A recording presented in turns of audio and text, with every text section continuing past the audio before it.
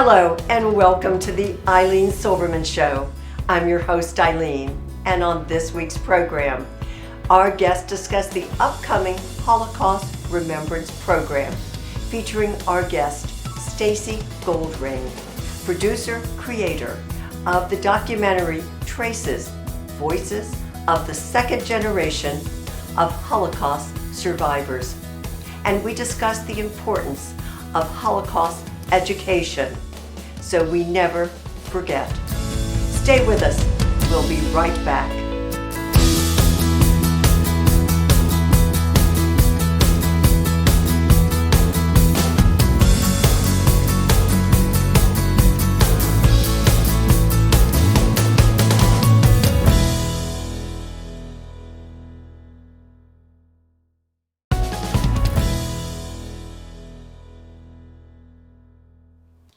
Welcome back. Thanks for joining us for our program.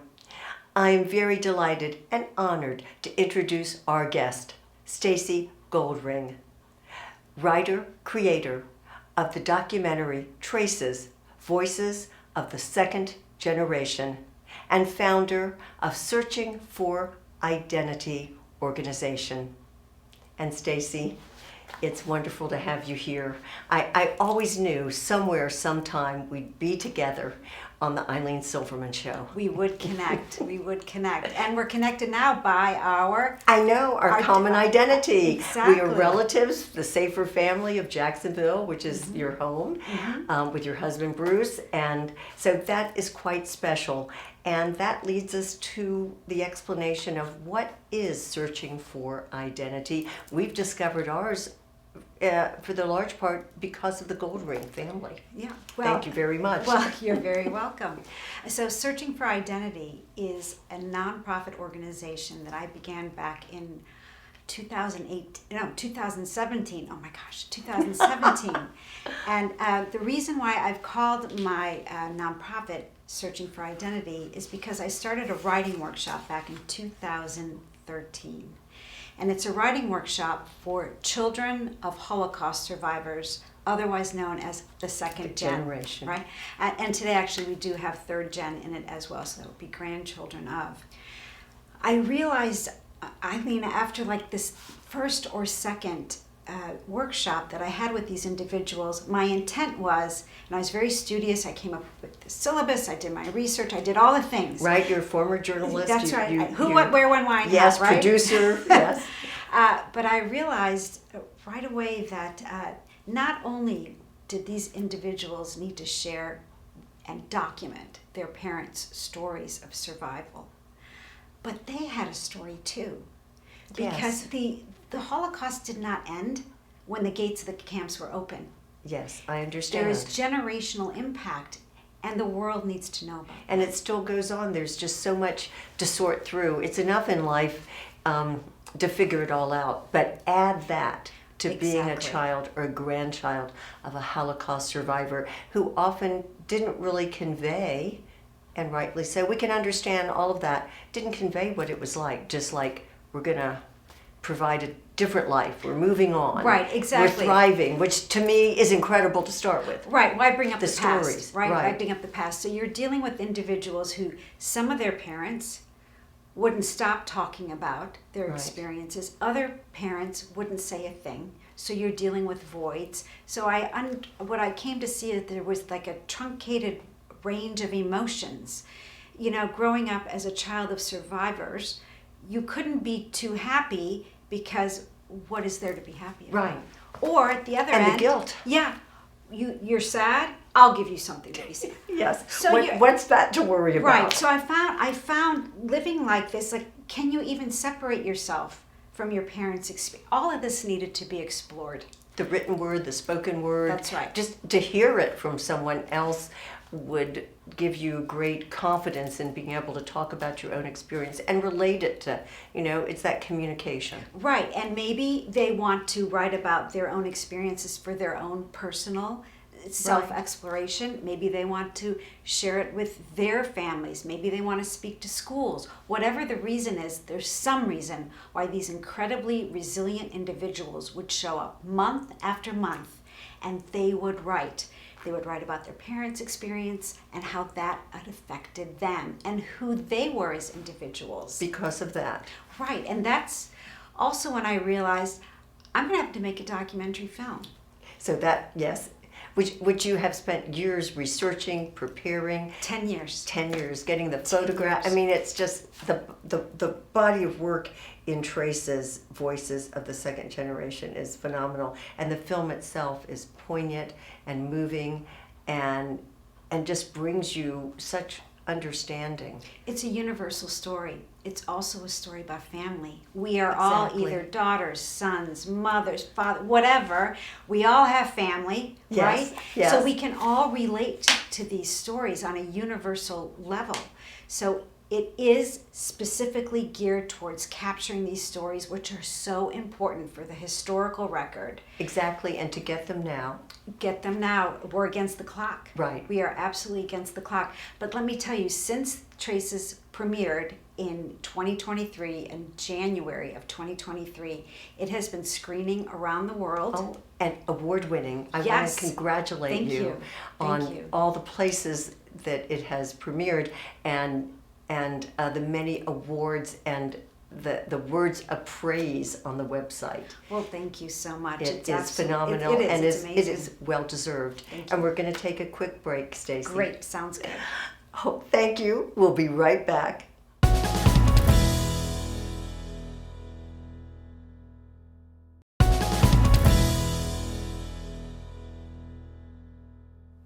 We're back talking about the documentary Traces, Voices of the Second Generation, and I'm pleased to introduce Ken Wald, Professor Emeritus, University of Florida, and to welcome Stacy back.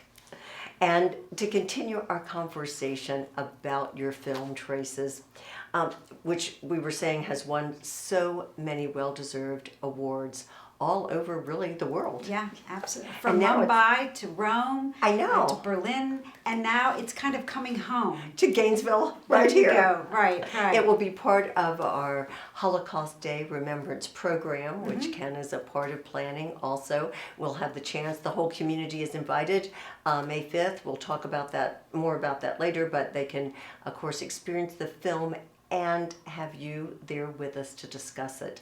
And Ken is also part of the film.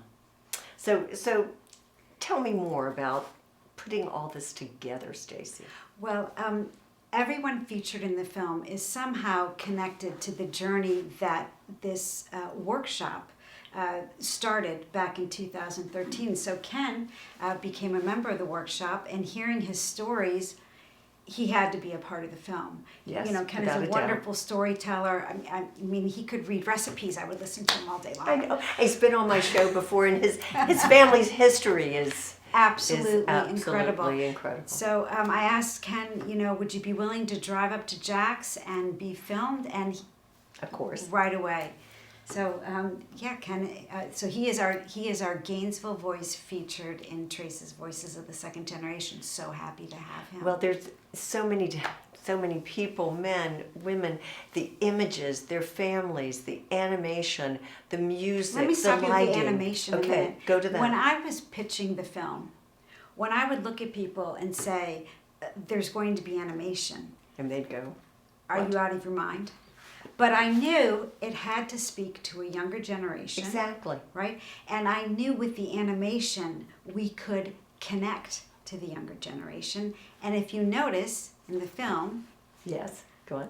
no one has faces. I know. That's what I was Oh my just God, going to that's what you were say. gonna say? Yes, Stacy. And you can like put your own face there. Exactly. I thought it was an incredible it's a stroke universal of genius. it's a universal story. So there was the represented visually. Did you notice that?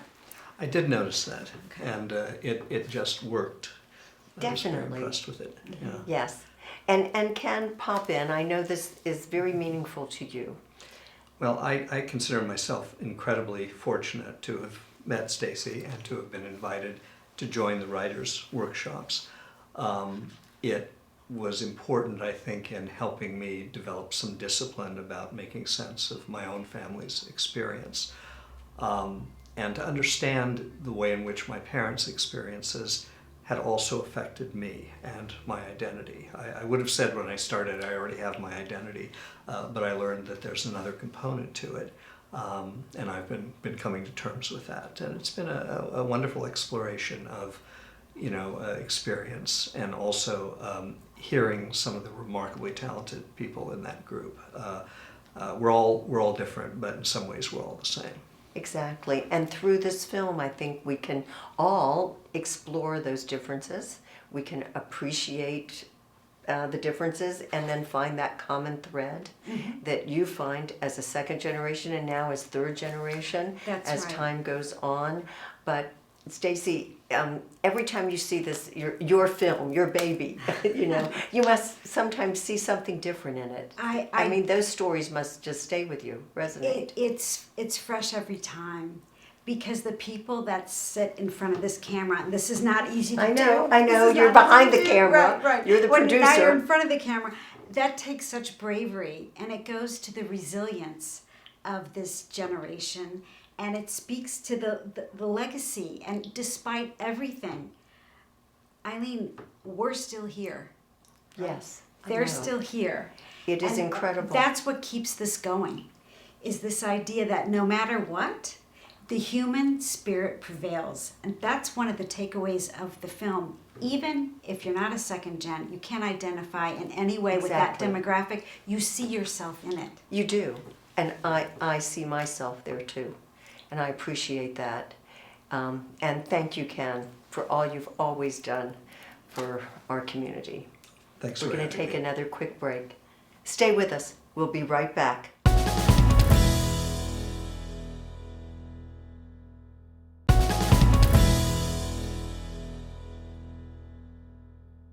We're back talking about the documentary Traces, Voices of the Second Generation, and I'm pleased to welcome Jenna Price, Jewish Council of North Central Florida, facilitator for Holocaust education. And Jenna, it's great to have you join us. Thank you so much for having me. Certainly, and to continue our conversation with Stacy about her film Traces and the component of the film to be a way to also instruct us about the Holocaust. It is a wonderful tool for education, for teaching. And then here we have Jenna, whose passion in this community has become teaching the history of the Holocaust, organizing those who are going into our Alachua County schools to make this possible. So tell me, how did all this and why come around for you? This is so near and dear to my heart. My great-grandma Frances Lepkowski and my grandpa Calvin came over from Poland in 1928 because of anti-Semitism that existed there for many years. And they left behind a lot of family, and they were all killed in the camps. There were 7 children. I will never know their names. And I've met several survivors that I've developed relationships with, second generation children of survivors, and I feel it is my responsibility to educate the youth about this horrific time in history. Thank you. We appreciate it. And we know it's meaningful. And your curriculum is for the film and for your workshop. Speak about that, Stacy, because it all works together. Well, Jen and I are on the same page because Yeah. we understand it's about the future. So with Traces, the intent from the start was to have curriculum to accompany it. So we have screenings across the country in order to make the curriculum and screenings available to teachers 6 through 12, grades 6 through 12, and we also have a discussion guide for higher learning and for university programs and organizations to also engage, because the film, it inspires conversation. And you know, Yes. that's so important in education. Don't you agree that students need to interact with the second gen, with the survivors, while we have them here? Because we're on the clock, aren't we? Yeah. Yeah. And we're losing survivors every day. We recently brought a Holocaust survivor to the Alachua County schools, and I'm so thankful that those children were able to hear her story and to meet her. It will make a lasting impact on them. Exactly. And they are the leaders of tomorrow, and they need to hear these stories and stand up to hatred in their communities and in their schools. So, Well, and we always say we need to know our history so we will never forget. Correct. How do you see that unfolding and in this day and time a rise in anti-Semitism? So even more important to teach this to the future leaders of our country. The statistics show that there's over a 400% rise in anti-Semitic acts, etc., worldwide, and that is a frightening statistic. So if we don't do something, who's going to do it? If we don't tell the stories, someone else is going to tell them. If we don't educate, what is going to fill that void? It's unacceptable to think that these stories could be distorted or muted or somehow used in nefarious ways. So it is up to us, and we can do this. Right. I have no doubt. No, that we you can are do doing this. it. Yeah. And Yes, it is so both of you. important to bring meaningful and accurate Holocaust education into these schools. And that's why I work so closely with John Rem. He's the social studies curriculum coordinator for I need to Alachua meet this County. man. Oh, He's yes. amazing. He's so dedicated. And I'm so thankful that I met him. And I know you work with our other friend Helen Frankel, who brought her Yes. own passion. I'm so grateful for Helen and Yes. her friendship. Yes, to be able to make this possible. And I know we're about to take another break, but when we think about the program coming up May 5th, the Holocaust Remembrance Day program, when we have the opportunity to share the experience of your film and then talk with you afterwards, Stacy, I mean, that in of itself, I mean, we're always learning. As adults, we're learning. And one of the things we can learn is to appreciate our history and to honor those who are sharing it with us. Absolutely. So I can't wait for that program. I believe it starts at 7 p.m. It does. Right? And we're going to take just a quick break, but then we're going to come back and talk more about that. Stay with us. We'll be right back.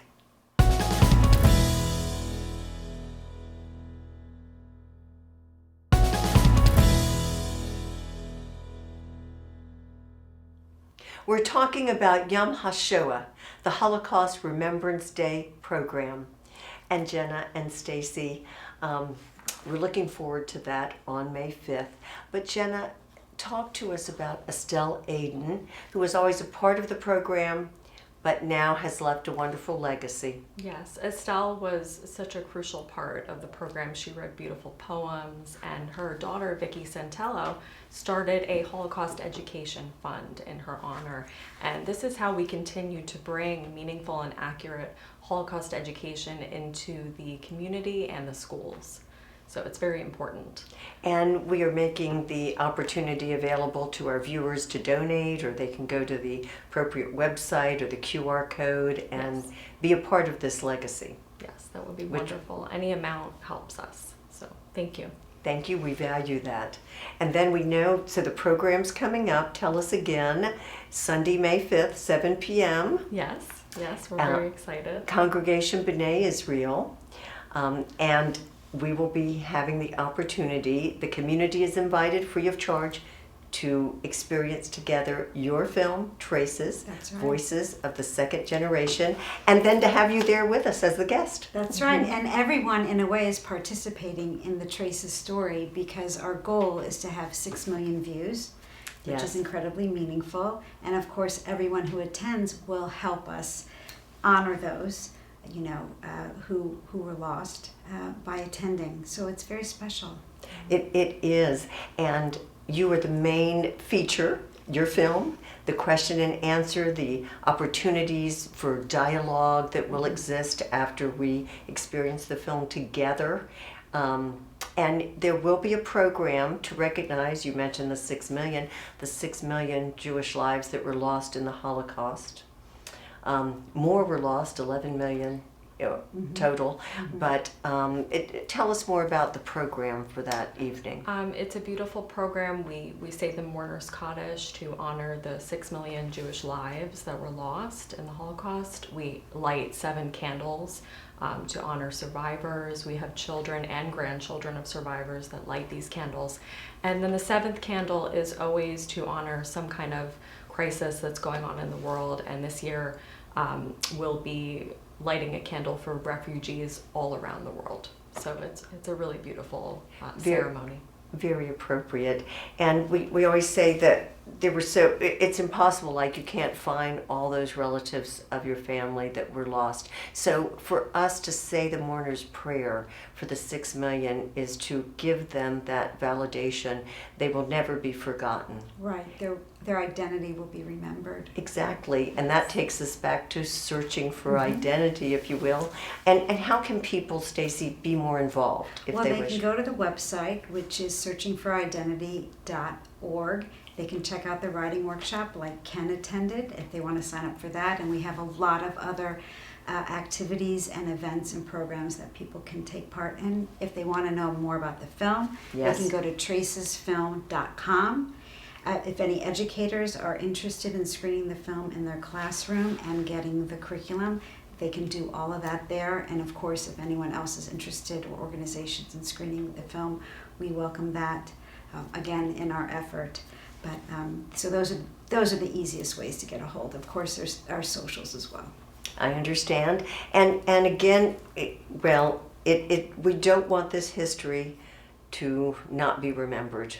Just as at the program May 5th, remembering the 6 million, we want to remember the history. We want to understand what it is to grow up as a second generation, as a third generation of Holocaust survivors, and to keep the learning in our schools. This all fits so well together. I appreciate your shared knowledge of the Holocaust and working so diligently to make all this happen. And we're almost out of time, of course, but tell us one more time, Jenna. Sunday, May 5th, Congregation B'nai Israel. When do I get there? 7 p.m. Okay.